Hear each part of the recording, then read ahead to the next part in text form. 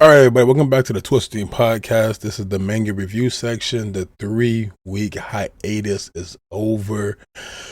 Ichiro Oda is back dropping them bangers, and we have chapter 11, 12. Hard aspect. Man, this chapter right here, I would just say off back, is a perfect segue to get right back into, of course, all the action, because we kick off with Ethan Nisjuro still flying around, cutting stuff up the way that he was, knocking down all the pacifistas as he is just looking on and thinking to himself, wow, y'all really gave a 12-year-old girl the power to level an entire island. You got her all this power. That's pretty messed up. To just take on entire nations at 12 years old? Are you serious? I would think the same exact thing. It would be a cool thing to have, of course, to your beckoning, to have an army of your robotic or cyborg fathers being able to be commanded by you and protect you no matter how far or how long you live. Especially with Bonnie Jury's age fruit. She could probably live a very long time, I'm assuming. Just keep reverting herself back to her early 20s or something like that, and she will look the exact same no matter what happens with age.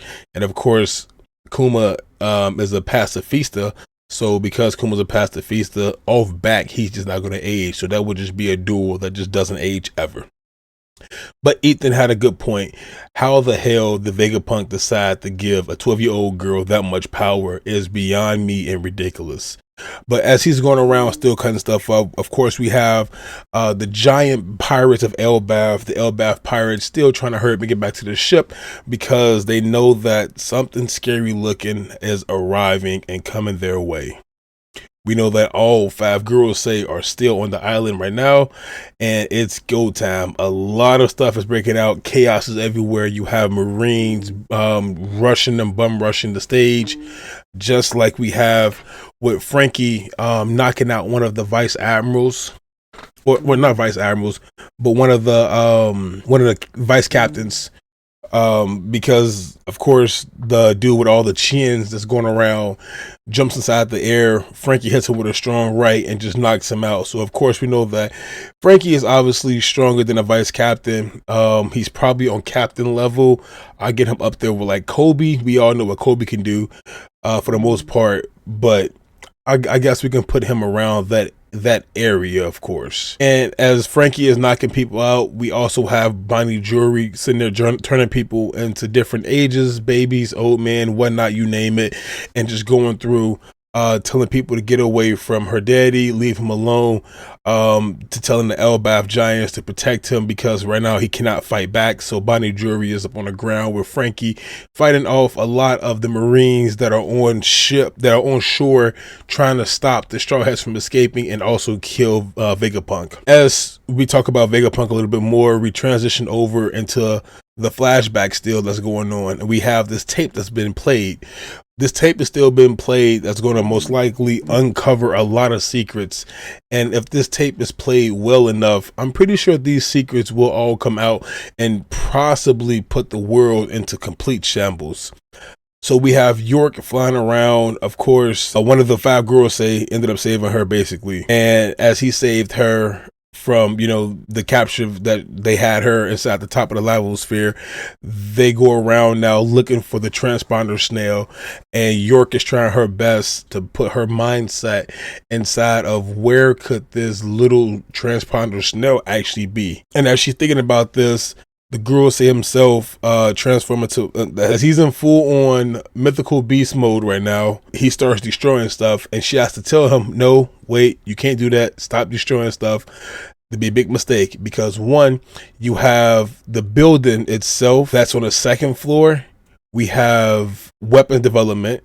On the first floor, we have the power station, and then as well as the 3rd floor of the building, sources of numbers of high pressure gas cylinders. So if any of those were to get damaged, it will cause a chain reaction and actually blow up the entire island, possibly. Straight punk records, no more. Anybody who's on there eradicated, deleted everything. The girl gives York ultimatum, says hurry up and find it, just tap into what you're doing and just find this. And she describes this little triangular snail, has to be somewhere around. And we all know that Stutzy stayed back with Kaku. Of course, Kaku is still recovering from all his injuries that he's had. He just got his ass fucked up completely. But we all know that Stutzy is back and is sacrificing herself. Basically, she's going to be the one who stays back to let down and carry out the final mission, the sphere, the dome, protecting Egghead itself, that allows the Straw Hats to fully escape and get up out of there, because the Frontier Dome has to be disabled somehow, some way from the command tower. And as Edison is looking on with Chopper, Robin, and Nami as they're standing by the Thousand Sunny, Edison sparks an idea inside himself and just thinks to himself, she can't be the only one sacrificing herself. So Edison swoops off, and Brooke looks on with Lilith and with Usopp, and just trying to figure out what the hell is Edison actually doing. Edison is going to be able to thrust more power, most likely, into the ship. That way they can land safely into waters and not on an island. They can land safely past all of the Marines. They can land past all of the fleet that came their way, so they can have a swift escape. So Edison is down there trying to do that, and we cut back to the action that's going on a lower level, of course, with Luffy, the Giants. Of course, we have Jupiter down there inside his earthworm form, and he's just using his like vortex-like body to just suck in everything around him. That way Dory and Broggy can't really escape. They're trying their best to run away. And of course, all we see is Luffy jump into the air and says, you want to chew on something? If you're so hungry, chew on this building then. And throws an entire building, just kicks it right over. Throws it right into the earthworm's mouth. And the Gurusei is basically just stuck there right now with a giant freaking building in his mouth and gets smushed up. We all know how Toon Force works with Gear 5 Luffy, so of course it's something nice, but he overexerts himself. Once he overexerts himself, he's beat, he is done with, he's defeated for the most part into this old form, but he needs food to regenerate. So of course you're rolling with Dory, you're rolling with Broggy, they have extra food supplies on deck. So they pull out a piece of meat that smells kind of weird, but it's a shark meat. So Luffy eats up, gains his strength back, and as he gains his strength back, he sees that the boar is charging his way. So we have another one of the Gurusei inside his boar form charging towards them, and Luffy instantly jumps up and hits him with a red rock right in the middle of his fucking head, and Luffy kind of breaks his hand inside that way. So we all know that Luffy, of course, is made out of, I guess you want to say rubber, but he has the Nika Nika fruit, so he can manipulate his body how he wants to. And as he punches the boar Gurusei inside the head, he just knows for a fact that something is wrong. It worked a little bit. It looks like it worked some, but not a whole lot. And the Gurusei is still looking on. As we cut away towards Usopp, Nami, and the rest of the gang that's about 1,000 Sunny, as they see a giant claw grabbing on for dear life, trying to find his way and weasel his way up. So of course we know that the claw is grabbing on and stuff. It has to be a crab, but it's none other than, we all know, has to be Jay Garcia. So Jay Garcia himself is climbing up right now, trying to stop them from escaping. So Jay Garcia is now faced in front of Nico Robin, Usopp, Nami, Chopper, Brooke, Lilith, and the rest of the gang that's on top by the 1,000 Sunny. Then we cut away. We see that Ethan Najuro is in front of Frankie, as well as Bonnie and Atlas. So Nejiro is trying his best inside of his half horse demon form, and trying his best. He's going to stall them out, and we finally get to see that the Gurusei, along with York, have finally found the transponder snail that needed to be found. And as he walks in slowly, we know that something's about to happen.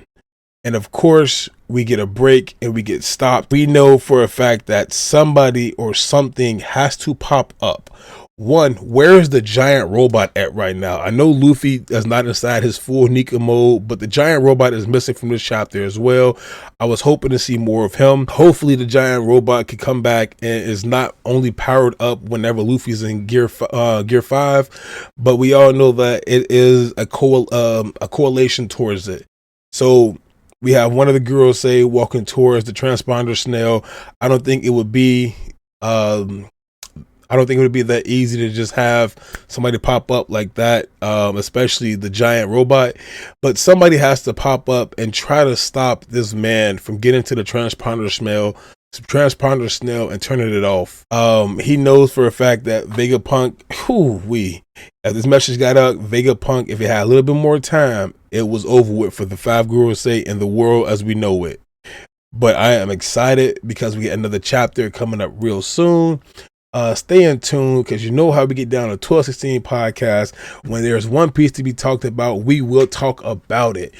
And man, I hope you guys are getting with the anime as well. The anime has been going strong. Animation is fire. They're doing justice towards everything going on right now. And Lucci is getting his ass handed to him. I love talking about One Piece. We'll be at a C2E2 real soon. It's actually coming up this Friday, this weekend. So I hope to see you guys there so we can talk a little bit more. We got a special surprise for some of y'all. Of course, with a new cosplay. Other than that, this is 12. Hoping to see you guys back soon. Hoping you guys are sharing a video. Hoping that you're sticking through the entire way and letting that video run the whole way to get the algorithm going smooth with us. Hitting that like button, of course, sharing it with your homies. And if you don't like anime, share with your homies. It's 12. Signing off.